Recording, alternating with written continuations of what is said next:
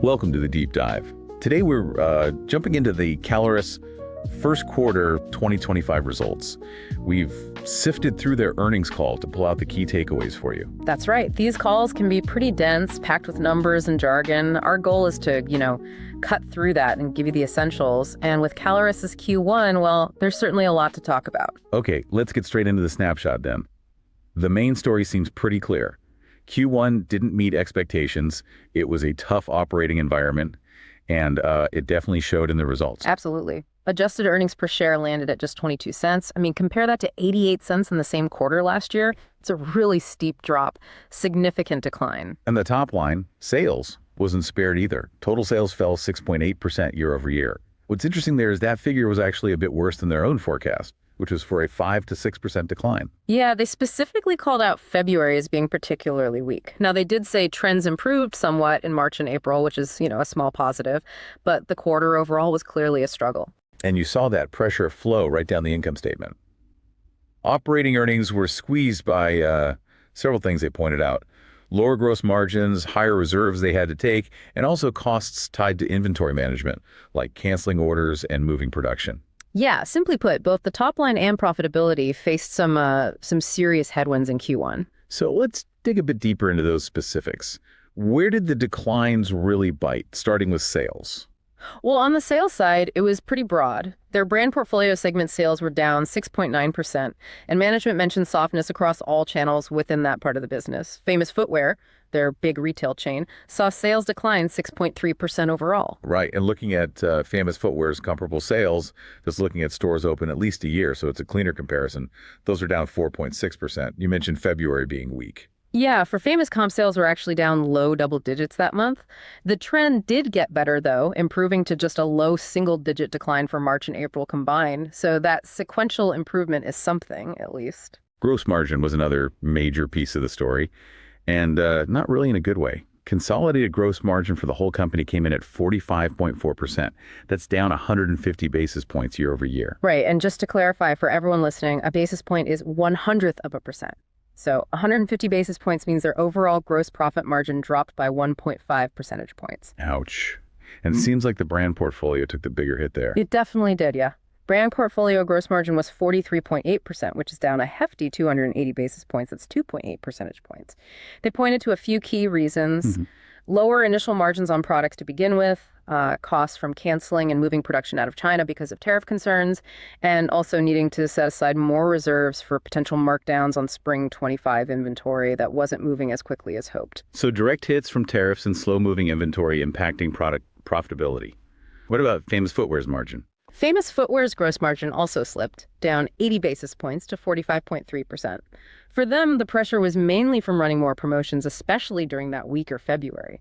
Higher freight costs played a role too. On the plus side, they had lower clearance volume and actually made a better margin on the clearance they did sell.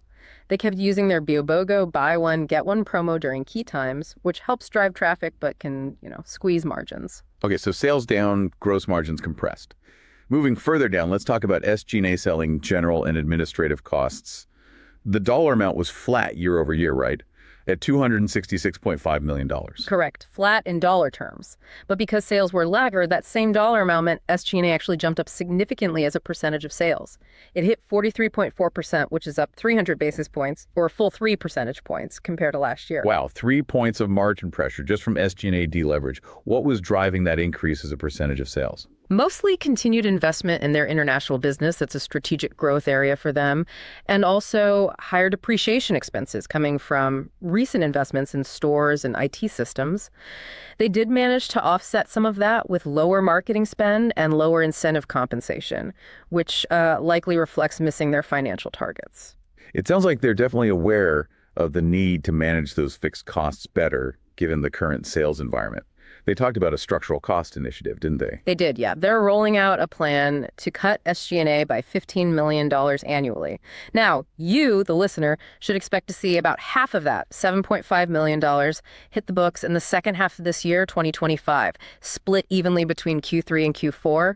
Management stressed these are permanent structural cuts, not just, temporary measures. That suggests real changes to operations. Interesting. So putting it all together, lower sales, tighter margins, higher SG&A percentage, what did that mean for operating earnings? Well, the total operating earnings were just $12.2 million for the quarter.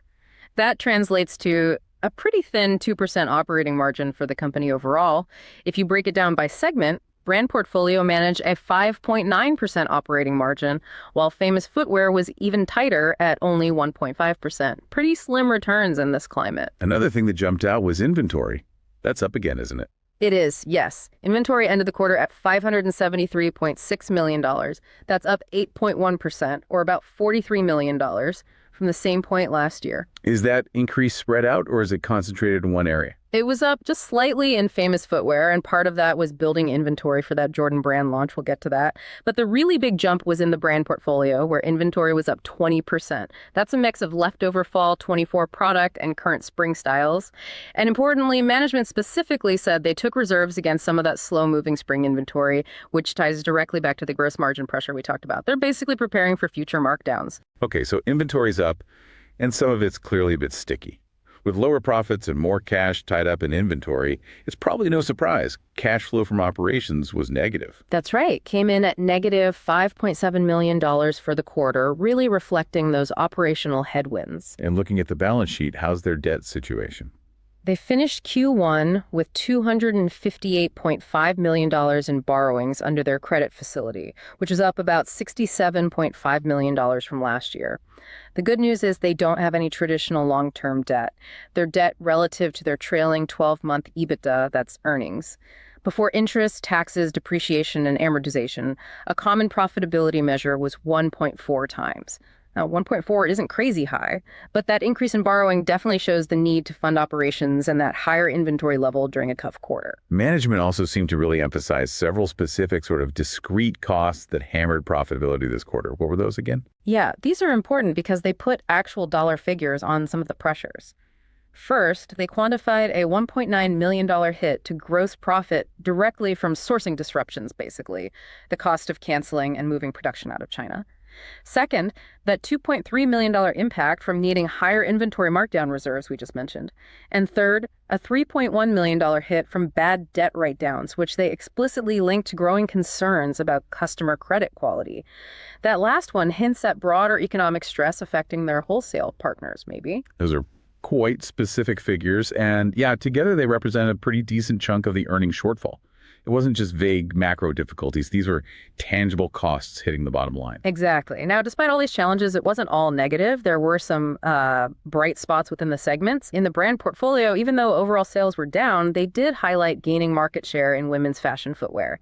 They saw solid demand in categories like fashion flats, sandals, and sneakers, even if dress shoes were weaker. And their key lead brands, Sam Edelman, Allen Edmonds, Naturalizer, and Bionic, those performed better than the rest of the portfolio collectively. Any specific call-outs there? Yeah, Sam Edelman actually saw sales growth domestically and, quite notably, double-digit growth internationally, including places like China and the Middle East. That was driven by trends like sneakers and footbed sandals. Allen Edmonds saw growth in its rubber-soled casuals and sneakers, which helped offset the softness in traditional dress shoes.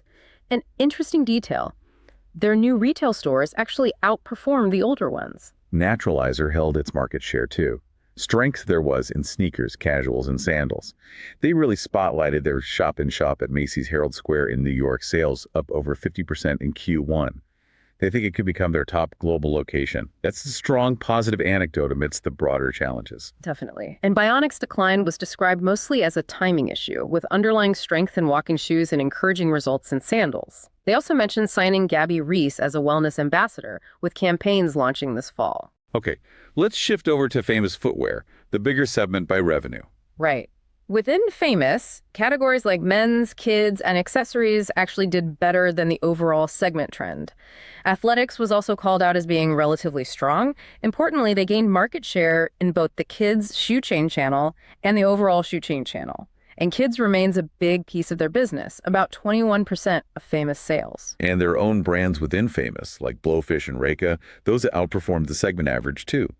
They're also seeing positive results from their Flair store remodels, an 8-point sales lift for stores converted last year, and a 3-point lift across all Flair stores. They had 44 Flair locations at quarter end, aiming for 53 by back to school. So it seems like investing in the store experience is paying off somewhat. It appears so. And a huge initiative for Famous they spent time on is launching the Jordan brand. They rolled it out in 147 stores mid-May, and they have exclusivity within the shoe chain channel for the rest of 2025. Early reads are apparently very encouraging, especially in men's, boys, and accessories. The plan is to roll it out to all stores by mid-July, just in time for back to school. That Jordan launch sounds like it could really be a potential needle mover for Famous Footwear. How are they feeling about back to school overall, inventory-wise? Management said they feel pretty well positioned. They've got expanded or new assortments coming from major brands like Nike, Adidas, Birkenstock, New Balance, Brooks, Timberland, Sorel, and Frye. They described their inventory position for back to school as pretty good. So despite the Q1 build and challenges, they seem confident about their stock for that crucial selling season. We touched on tariffs earlier, but it sounds like management spent quite a bit of time discussing the volatility there and how it impacts sourcing. What's the latest? Yeah, it's clearly a major focus. After those April 2nd tariff announcements, they acted fast to pause or move production out of China, which, as we said, incurred costs in Q1. They're actively accelerating that shift, aiming to source only around 10% from China in the back half of this year. Okay, and what about the potential extra 10% tariff on goods from other regions outside China? How are they tackling that possibility? They said they're managing that through a combination of strategies, trying to get concessions from factories in those other regions, absorbing some of the hit themselves through lower gross margins, and implementing some select price increases. Those price hikes are starting with their Fall 1 deliveries. It really sounds like a super fluid situation, especially with those 90-day pauses on potential reciprocal tariffs set to lapse in July and August. Very fluid is exactly the word they used. They stress they're staying nimble, but they haven't changed sourcing plans based on the absolute latest news until things are actually finalized. That lack of clarity is obviously a huge operational headache. And all this uncertainty, it leads directly to their decision on guidance, doesn't it? It really does. Because of all this ongoing uncertainty, especially around tariffs and the knock-on effects on costs, pricing, and even customer orders, the company decided to suspend its financial guidance for the rest of the year. They're basically saying, look, things are too unpredictable right now for us to give you a reliable forecast. So any word on how things have trended since the quarter ended in April? Any early signs for Q2? They gave a little bit of color quarter to date. For Famous Footwear, comparable sales are apparently tracking slightly better than the Q1 decline rate. In the brand portfolio, their direct-to-consumer sales are showing a modest increase. However, they did caution that the big domestic wholesale order book is still quite fluid as they work through the sourcing changes and customers reconfirm orders at potentially new prices due to tariffs. But there was some positive momentum carrying into May. Yes, they did note that the improving retail trends they saw in March and April continued into May, and specifically mentioned better sandal selling in the brand portfolio. So maybe a small sign of stabilization heading into summer. Okay, so if we try to wrap this all up, what's the core takeaway for someone looking at Caleres after this quarter? I think the results really highlight the significant headwinds they're battling. Many are external, like that tariff volatility, which had direct measured costs. The high inventory levels forced them to take markdown reserves. And those worsening customer credit issues are a concerning macro indicator hitting their results directly through bad debt. Right, things like tariffs and credit quality are largely outside their control. But they are pulling internal levers too, like that structural cost-cutting plan and accelerating the sourcing shift away from China. Exactly. And it's important to remember it's not entirely negative. There are genuine bright spots and strategic progress. They gained share in women's fashion footwear. Led brands like Sam Edelman are growing internationally. The early signs from the Jordan launch and the Flair store updates at Famous seem positive. And they're moving ahead with the Stuart Weitzman acquisition, which fits their strategy of targeting a potentially more resilient, higher-end customer. But that suspension of guidance really does loom large, doesn't it? It just screams uncertainty, especially around the whole tariff situation and how it might ripple through everything: sourcing, costs, pricing, even just getting wholesale orders confirmed. It really does. It paints a picture of a complex operational environment with significant external policy risks layered on top. Okay, let's switch gears for a moment. Big disclaimer here.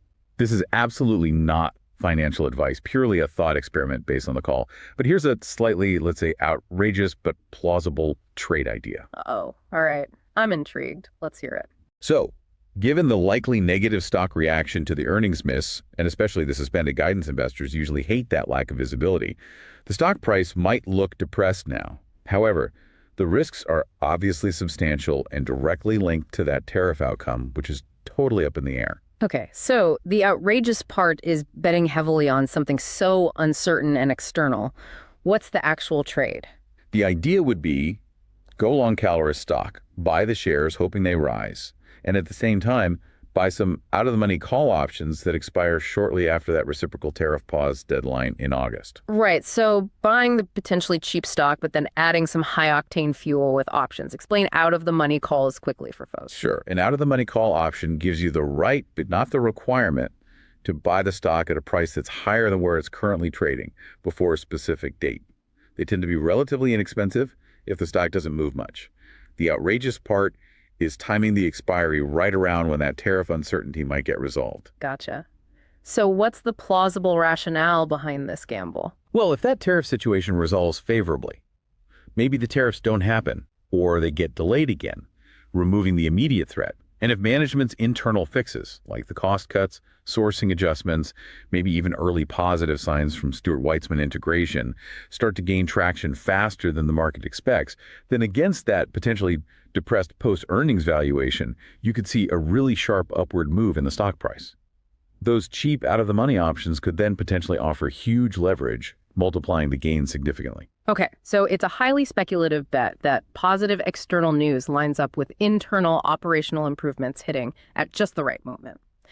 The outrageous bit is the heavy reliance on unpredictable policy news. The plausible bit is that management is actively working on the controllable factors, and stocks in these situations can react very strongly when macro uncertainty clears up. Precisely. Definitely not a strategy for the risk-averse. It requires a strong view on how those external events might play out and a belief in management's ability to execute quickly on their internal plans. And again, folks, not financial advice. Just connecting the dots from the earnings call details in a speculative way. So to quickly recap our deep dive, Caleres had a really challenging first quarter. They were hit hard by external pressures like tariffs and customer credit worries, which combined with internal issues like high inventory leading to markdowns, results missed expectations pretty much across the board. But management isn't standing still.